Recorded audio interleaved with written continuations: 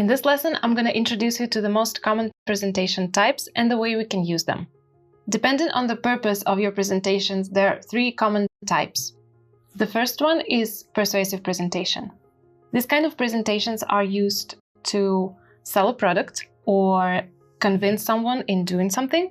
It can be also a proposal for some kind of solution, or if you are convincing someone in making a change. So for example, investor pitch deck for startups is a persuasive presentation because you're basically trying to convince the investor to fund your project. Another example is a creative agency pitching an idea to a client, or if you're in a meeting with your boss and you are trying to convince him to hire a team, that can be a persuasive presentation too.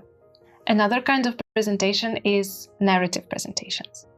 These are basically used to tell a story. They can be used in conferences or talks to inspire people, motivate them, or provoke thought.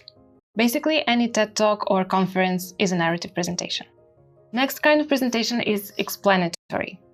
This is the kind of presentations that are used to just share information.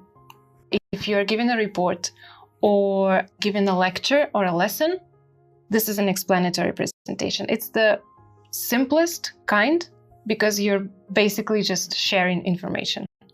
The examples of explanatory presentation is any kind of lecture, corporate meetings, or conferences. So these are the three most common presentation types. It's important for you to know which one you're going to be using because that will define your content structure. In the next lesson, we are going to choose our presentation, and then later on we can get into more details of the content structure for each type of presentation.